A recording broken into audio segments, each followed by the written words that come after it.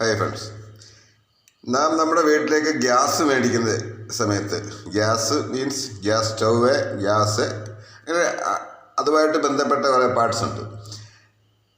ഗ്യാസുമായിട്ട് ബന്ധപ്പെട്ട കുറേ പാർട്സ് എന്ന് പറഞ്ഞു കഴിഞ്ഞാൽ വളരെ ലിമിറ്റഡ് പാർട്സുകളാണ്.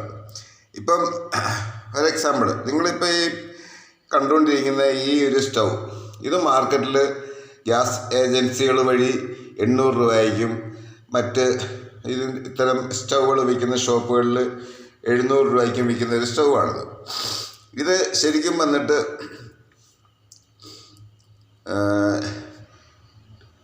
ഈ ഫ്രെയിം, ഈ ഭാഗം മാത്രം ഇത് സ്റ്റീലും, ബാക്കി ഇത് വെറും ഇരുമ്പിൻ്റെയാണ്. ഇരുമ്പിൻ്റെ എന്ന് പറഞ്ഞു കഴിഞ്ഞാൽ ഇതൊക്കെ ഇപ്പോൾ എടുത്തു കഴിഞ്ഞാൽ പൊടിഞ്ഞു പോകും. ഇത് കണ്ടോ, ഇത് തട്ടിയാൽ പൊടിഞ്ഞു പോകുന്ന അവസ്ഥയാണ്. കണ്ടോ,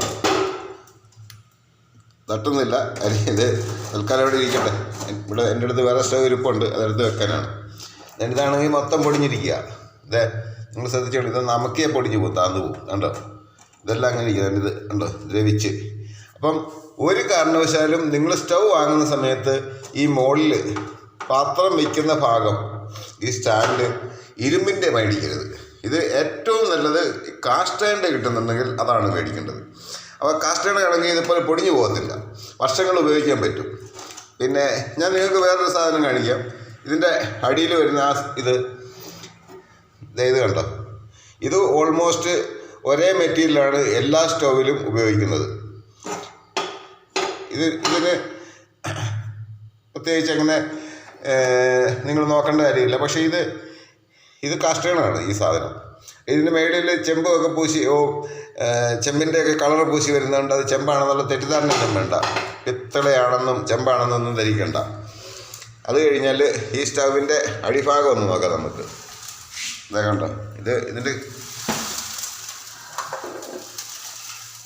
ഈ അടിയിൽ കാണുന്ന ഈ സാധനങ്ങൾ, ഇത് നമ്മൾ ഏറ്റവും പ്രത്യേകിച്ച് അറിയേണ്ട ഒരു കാര്യം എന്ന് പറഞ്ഞാൽ, ഈ അടിയിൽ കാണുന്ന ഇതൊക്കെ ചേമ്പർ എന്നൊക്കെ പറയും. ഈ സാധനമൊക്കെ വന്നിട്ട് ഒരു കാരണവശാലും മാറേണ്ടി വരാറില്ല. അത് നമ്മൾ മെയിൻ്റനൻസ് ഉണ്ടെന്നുണ്ടെങ്കിൽ അത് വർഷങ്ങളോളം 50-100 വർഷം ഉപയോഗിക്കാവുന്നതാണ്. പിന്നുള്ളത് ദണ്ടി കാണുന്ന ട്യൂബാണ്. ഈ ട്യൂബും ഇതെല്ലാം റീസ്റ്റോർ ചെയ്തെടുക്കാവുന്ന സാധനങ്ങളാണ്. ഇതാണ് സ്റ്റൗവിൻ്റെ കീഴ്ഭാഗം.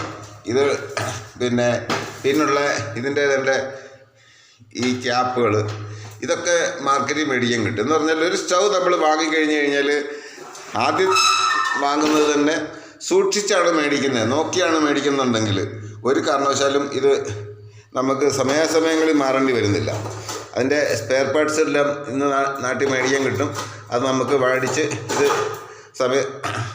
എല്ലായ്പ്പോഴും റീസ്റ്റോർ ചെയ്തെടുക്കാവുന്നതാണ്. അതുപോലെ ഇവിടെ വേറെ ഒരു സ്റ്റൗ ഇരിക്കുന്നതാണ്. ഇതിനേക്കാട്ടിൽ ഏകദേശം ഒരു 1400-1500 രൂപ റേഞ്ചിൽ വരുന്നൊരു സ്റ്റൗവാണിത്. ഇതിൻ്റെ മുകളിൽ പാത്രം വയ്ക്കുന്ന സ്റ്റാൻഡ്, അത് മറ്റെന്തോ ആവശ്യത്തിന് എടുത്തതാണ്. വർക്കിംഗ് സ്റ്റൗവാണ്. അപ്പോൾ ഈ 2 സ്റ്റൗവും കൂടെ കണ്ടില്ലേ, ഇങ്ങനെ ഉണ്ടെന്ന് ഒറ്റ സിലിണ്ടറെ കണക്ട് ചെയ്തിരിക്കുന്നതാണ്. ഇത് എൻ്റെ തമിഴ്നാട്ടിലെ വീട്ടിൽ ഇരിക്കുന്ന സ്റ്റൗവുകളാണ്. ഞങ്ങളിവിടെ റെഗുലറായിട്ട് താമസിക്കാറില്ല. വല്ലപ്പോഴും വരുന്ന സമയത്ത് അത്യാവശ്യം വല്ല ചായ, കാപ്പി അങ്ങനെയൊക്കെയുള്ള സംഭവം ചെയ്യുള്ളൂ. പിന്നെ വല്ല മുട്ട വേവിക്കുമോ അങ്ങനെ എന്തെങ്കിലും, അല്ല റെഗുലറായിട്ട് ഞങ്ങളത് ഉപയോഗിക്കുന്നില്ല. പിന്നെ ഏറ്റവും വലിയൊരു സംഭവം ഞാൻ കണ്ടുവരുന്നത്, ഞാൻ കല്യാണം കഴിച്ച് ഇത്രയും വർഷങ്ങളായി, അന്നും മുതൽ ഇന്നും എൻ്റെ പെണ്ണുമ്പിള്ളയാണെങ്കിൽ ചാകാറായി എന്ന് പറഞ്ഞാൽ പ്രായപൂർത്തിയായി ചാകാറായിരിക്കുന്ന സമയത്ത് അവൾക്കിന്നും ഗ്യാസ് സ്റ്റൗ ഓപ്പറേറ്റ് ചെയ്യാനും ഗ്യാസിൻ്റെ റെഗുലേറ്റർ ഗ്യാസ് കുറ്റിയിൽ എങ്ങനെ ഫിറ്റ് ചെയ്യുന്നു എന്ന് അവൾക്കറിയില്ല. എൻ്റെ മോളൊക്കെ ചെയ്യും. പക്ഷേ അറിയില്ല എന്ന് പറഞ്ഞു കഴിഞ്ഞാൽ അവർ കരുതുന്ന ഇതിൽ ഏതെന്തോ ഭയങ്കര സംഭവമാണെന്നാണ്. ഇപ്പോൾ ഇതെങ്ങനെയാണ് ഓപ്പറേറ്റ് ചെയ്യുന്നത് നമുക്കൊന്ന് നോക്കാം. ഈ നോബ് ഇപ്പോൾ ഇത് ഓൺ ആയിട്ടിരിക്കുകയാണ്, അതായത് ഇപ്പം ഗ്യാസ് വന്നുകൊണ്ടിരിക്കുകയാണ്. ഈ നോബ് ആദ്യം ഓഫ് ചെയ്യുക. ഞാൻ ഓഫ് ചെയ്യുകയാണ്. ഇതിപ്പോൾ ഓഫായി. ഈ ഓഫായി കഴിഞ്ഞാൽ പിന്നെ ഇതിനകത്ത് വലിയ ടെക്നോളജി ഒന്നുമില്ല. ഏറ്റവും താഴെയുള്ള ആ സാധനം, അതായത് ഈ കാണുന്ന അതാണ് ഇതിൻ്റെ ലോക്ക്.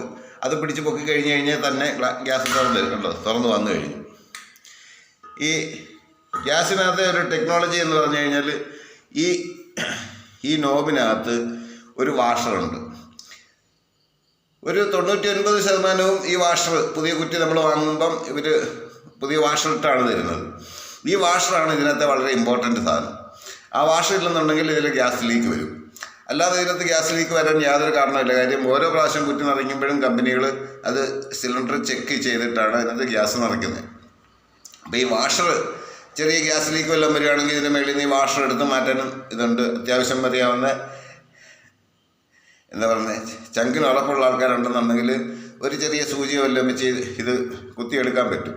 അറിയാവുന്നവർ മാത്രം ചെയ്താൽ മതി. അറിയാത്തവർ ആവശ്യമില്ലാത്തവരൊക്കെ ഇട്ട് കുത്തി കഴിഞ്ഞാൽ ഗ്യാസ് എല്ലാം കൂടെ പുറത്ത് വരും. അത് വേറൊരു സംഭവം. അതുകൊണ്ട് അറിയാവുന്നവർ മാത്രം അത് ചെയ്താൽ മതി, അല്ലാത്തവർ ചെയ്യണ്ട. അത് ഗ്യാസ് ഏജൻസിയിൽ നിന്നൊക്കെ ആൾക്കാർ വന്ന് ചെയ്യുന്നതായിരിക്കും ഏറ്റവും ബെസ്റ്റ്. നിങ്ങൾ പുതിയ ആൾക്കാരൊന്നും കൈവെക്കാതിരിക്കാൻ നല്ലത്.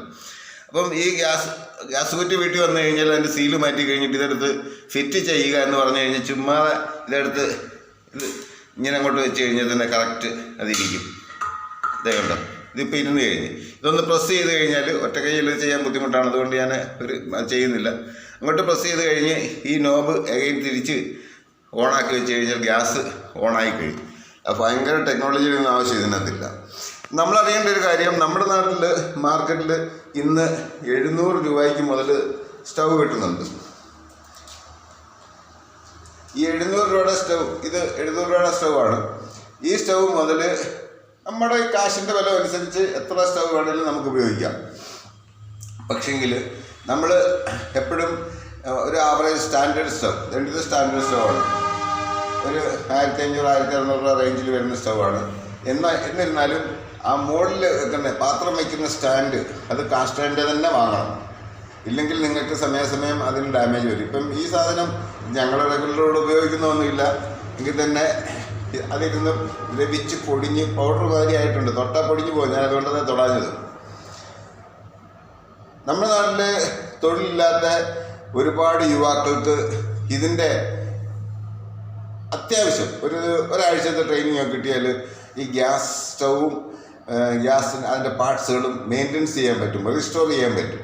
എന്ന് പറഞ്ഞു കഴിഞ്ഞാൽ ഈ തൊഴിലില്ലാത്ത ആൾക്കാർക്കൊക്കെ ഇതൊരു ഉപതൊഴിലായിട്ട് അല്ലെങ്കിൽ ഒരു പാർട്ട് ടൈം ജോബായിട്ട് അവരവരുടെ നാട്ടിൽ ചെയ്യാൻ കഴിയും. അതാണ് ഇതിൻ്റെ ഏറ്റവും വലിയ പ്രത്യേകത. അതിന് വേണ്ടുന്നതെന്ന് പറഞ്ഞു കഴിഞ്ഞാൽ ഇതിൽ വേണ്ടുന്ന അത്യാവശ്യം പാർട്സുകൾ നമ്മുടെ നാട്ടിൽ പൊതുവെ ഗ്യാസ് സ്റ്റൗവുമായിട്ട് ബന്ധപ്പെട്ട പാർട്സുകൾക്ക് അമിതമായ വിലയാണ് ഈടാക്കുന്നത്. ആ വിലയൊന്നുമില്ല, വളരെ തുച്ഛമായ വിലയൊക്കെ ഉണ്ട് ഈ സാധനങ്ങൾ. അത് അങ്ങനെ കിട്ടുന്ന കടകളിൽ നിന്ന് വാങ്ങി നിങ്ങൾ കയ്യിൽ സ്റ്റോക്ക് ചെയ്താൽ ഒരുപാട് പാർട്സ് ഒന്നും സ്റ്റോക്ക് ചെയ്യേണ്ട ആവശ്യം വരുന്നില്ല.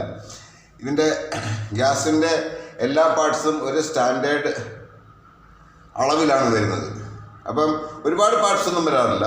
ആ വരുന്ന പാർട്സ് അത്യാവശ്യം വേണ്ടുന്ന സാധനങ്ങളൊക്കെ വാങ്ങിച്ച് നിങ്ങൾക്ക് വീട്ടിൽ വെച്ചാൽ യുവാക്കൾക്കും യുവതികൾക്കും ഒക്കെ അത്യാവശ്യം അവരവരുടെ ഒരു 5 കിലോമീറ്റർ അല്ലെ 10 കിലോമീറ്റർ ഏരിയയിൽ പോയിട്ട് ഈ ഗ്യാസ് സ്റ്റൗവിൻ്റെ റിപ്പയർ ചെയ്ത് കൊടുക്കാൻ പറ്റും. അത്യാവശ്യം ഫീസ് മേടിക്കാൻ പറ്റും. ഒരു സ്വയം തൊഴിലായിട്ട് വേണമെന്നുണ്ടെങ്കിൽ ആൾക്കാർക്ക് ചെയ്യാൻ കഴിയും. പറഞ്ഞു വരുമ്പോൾ ഒരു കാര്യം പറയേണ്ടത്, ഞാൻ ആർമിയിൽ നിന്ന് പെൻഷൻ വരുന്ന സമയത്ത് ഞങ്ങൾക്ക് പെൻഷൻ വരുന്ന സമയത്ത് ഏതെങ്കിലും പ്രത്യേകിച്ചൊരു കോഴ്സ് ഉപജീവനത്തിന് വേണ്ടിയുള്ള ഒരു കോഴ്സ് ചെയ്യണമെന്നുണ്ടെങ്കിൽ ചെയ്യാം. അങ്ങനെ ഞാനൊന്ന് പോയ കോഴ്സ് ഞങ്ങൾക്കൊരു മാസത്തെ കോഴ്സായിരുന്നു. ഞങ്ങൾ ബാക്കി ബേസിക്കലി ക്വാളിഫൈഡ് ആൾക്കാരായതുകൊണ്ടാണ് ഞങ്ങൾ 1 മാസത്തെ കോഴ്സ്. ഇന്ന് പുറത്തു നിന്ന് വരുന്നവർക്ക് 3 മാസവുമായിരുന്നു. അപ്പം ആ 1 മാസത്തെ കോഴ്സ് ചെയ്ത് ഞാൻ പുറത്ത് വന്നതാണ്. നമ്മളറിയേണ്ട ഒരു കാര്യം, അത്തരം ഓയിൽ കമ്പനികൾ നടത്തുന്ന ആ കോഴ്സ് ചെയ്ത് പാസ്സായവർ സ്റ്റാറ്റ്യൂട്ടറി ആയിട്ട്, അതായത് നിയമപരമായിട്ട് നിർബന്ധമായും എല്ലാ ഗ്യാസ് ഏജൻസികളിലും ഉണ്ടായിരിക്കണമെന്ന് നിർബന്ധമുണ്ട്. നമ്മുടെ രാജ്യത്ത് അതൊന്നും നടപ്പാകുന്നില്ല. നമ്മുടെ നാട്ടിലെ നിങ്ങളുടെ ഗ്യാസ് ഏജൻസിയിലൊക്കെ പോയിട്ട് ഇങ്ങനെ സ്റ്റാറ്റ്യൂട്ടറി ട്രെയിനിങ് ചെയ്ത ഏതെങ്കിലും മെക്കാനിക്ക് അവിടെ ഉണ്ടോ എന്ന് ചോദിച്ചു കഴിഞ്ഞാൽ അവർ കൈമലത്തി കാണിക്കും. അഥവാ ഉണ്ടെന്ന് പറഞ്ഞു കഴിഞ്ഞാൽ അവരുടെ സർട്ടിഫിക്കറ്റ് എന്ന് ചോദിച്ചാൽ പ്രശ്നം തീരും.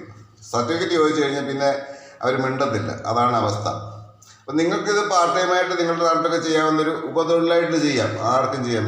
ചെറുപ്പക്കാർക്ക് ആണായാലും പെണ്ണായാലും ആർക്കും ചെയ്യാവുന്നൊരു തൊഴിലാണ്. അപ്പോൾ ശരി, കൂടുതൽ അറിയണമെന്നുണ്ടെങ്കിൽ കമൻറ്റിലൊക്കെ പറഞ്ഞാൽ ഞാൻ കൂടുതൽ വിവരങ്ങൾ പറഞ്ഞുതരാൻ പറ്റും.